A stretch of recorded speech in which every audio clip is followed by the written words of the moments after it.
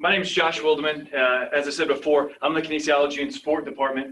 And I have to say the same thing. I didn't think I would sound like a three-peater, but thank you, Larissa. I mean, these guys are awesome. I mean, like he said, that whatever they're getting paid, it should be, you know, like we all say that, but they're awesome. And sometimes she was really patient with me and smiled when I was stressed out. And sometimes she said, Josh, you need to get this done. And so she's a really good balance of that. And I was very happy to have her. So with my course is the wordiest course you're probably going to hear. It's a National Strength and Conditioning Association Certified Strength and Conditioning Specialist Exam Review Course, or NSCA CSCS Exam Review Course. And this is an important course because within our exercise science department, we have tracks, and along with pre-PT, pre-OT, general, certified personal trainer, we have a strength and conditioning track which centers on athletic performance enhancement. And so one of the really critical parts of our program is that we prepare students to sit for this exam once they graduate. And you can't sit until you graduate with a degree in exercise science. That's a prerequisite to start. So this is the last course that they will take prior to sitting for this exam. And used to be, this exam was something that was really nice that you put on your resume, whether you were actually going to the collegiate or professional setting to do strength and conditioning, or you were going to teach in that setting. Over the last couple of years, it has become very, very, very important. The NCAA passed in 2015 that every institution must have a National Strength and Conditioning Association Certified Strength and Conditioning Specialist overseeing their sports, mainly for student athlete safety. There's heat illness issues. There's a lot of weight room accidents, punishments being levied in the weight room, things of that nature that have become a very controversial, or there's been a lot of litigation about it. In 2016, that happened at the Division II level as well. And now MLB, the NFL, MLS, and NBA all require this certification for the profession. And it's even being pulled from some high schools. I began at the high school level, and some of them are making that in addition to the teaching license if they're going to run the strength and conditioning program to have this. So it's become really, really important. Long story short is that they can pass this exam. This exam is very difficult. And it's not difficult because it is stuff that students are never exposed to. They are. It's the breadth of information. And that's the challenge of this course. You know, we start with going through energy systems in the body and how blood moves through the heart. And when you get to chapter 24, phone book later, I used that on a video, and then I had to go back and edit it. Students don't know what phone books look like anymore, but phone book later. In chapter 24, you have to know that in a strength and conditioning facility, that mirrors need to be 6 inches away from the equipment and 20 inches off the ground because a cylindrical plate is 18 inches, and so it gives 2-inch clearance for it to roll into the mirror. You have to know everything from there to there about hiring processes and everything. So the breadth of the information is a really challenging thing, and especially in a 5-week course. So that was the big challenge with this class. And I have taught this before, but in person. And the beauty of this course in person was students have had this content in several of they had biomechanics. So there's a biomechanics chapter. They've had that. They've had exercise physiology, things of that nature. So they've touched on all this, but it could have been when they were a second semester sophomore. So that's kind of the challenge with it. But when it was an in-class deal, we could talk about it and do the online modules I'm about to show you. And then students could identify the areas that they were struggling in, and we could hone in on that. So I had to find a way to do that online, to personalize it and to try to give them the best test prep for where they were struggling. So that was a challenge with it. So I'll get to that here in a second of how we really try to identify that and try to address that to best prepare. Pass rate is 63% for first-time takers to pass both sections, both the exercise science and the, they call it the practical applied section. So it's not an extremely high pass rate when you consider these people have an exercise science degree going into it. So like all of you that have gone before, it's a 5-week course, so I have 5 weekly modules.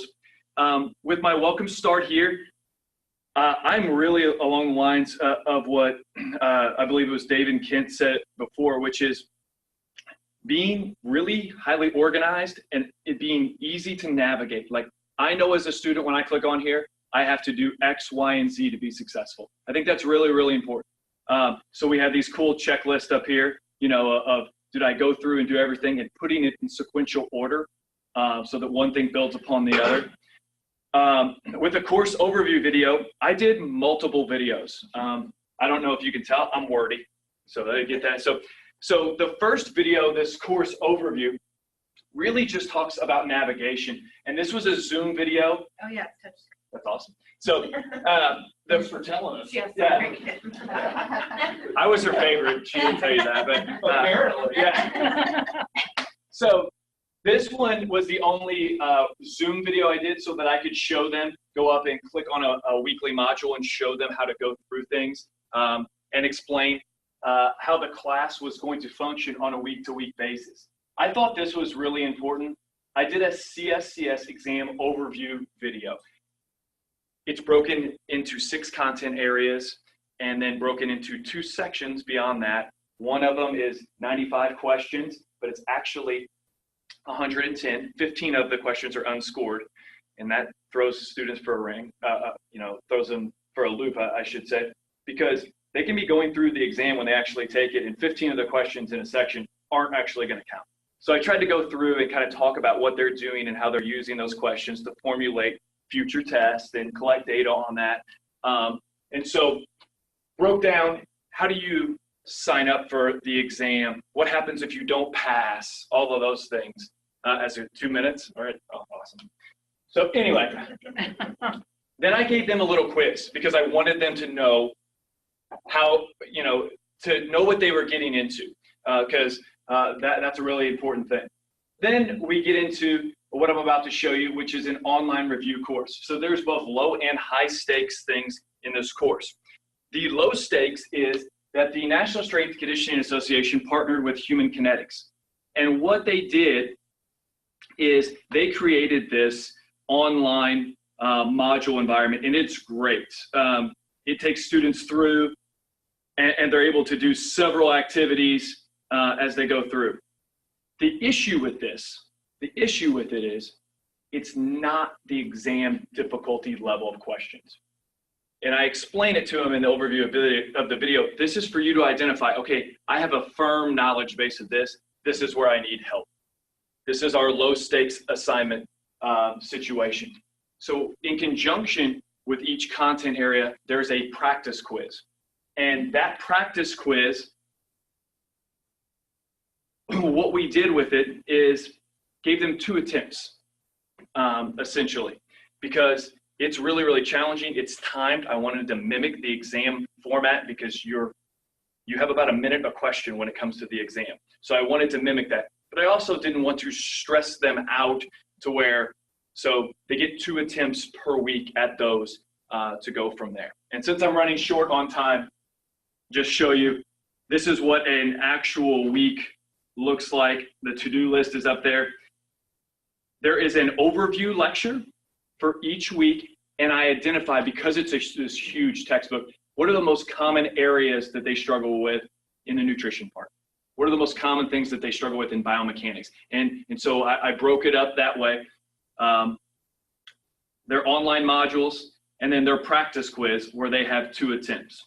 So, and with those 2 attempts, they get to see what they got wrong and the opportunity to, okay, these are areas I struggled in, and go back at it. And as far as the learning connection, you're going to see here, I was given some really good help as far as the exam content reflections. So what we did with these is students are going to interact with me and with their classmates about areas of the practice quiz. What we want to do is take a look back and see which areas of the exam preparation we may be struggling with, and which areas that we feel confident in. Our preparedness is at a high level. So without going into too much detail with that, they're going to do a voice thread comment back and identify areas that they're struggling with. Do they need additional resources? We have them. Or do I need to get on the phone and explain with them? Do we need to have an online meeting? And I'm going to respond back to them.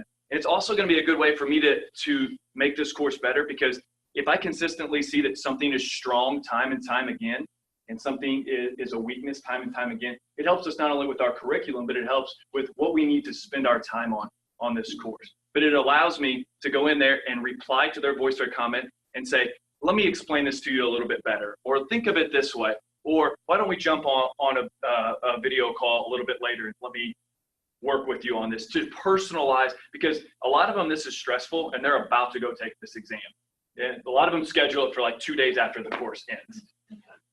So how many students do you have? Currently 11. 11? Currently 11. It's been up as high as 15. We have a couple of people who I believe are going to sign up. I would say it's going to end at 15 or 16. We also have a community member who's going to take it, who's a previous graduate who wants to take. So they haven't gone through the appropriate steps yet, I guess, to just take the course. So anyway, I don't know if that's enough, but any questions about how we went about it or anything? All right. Thanks, guys.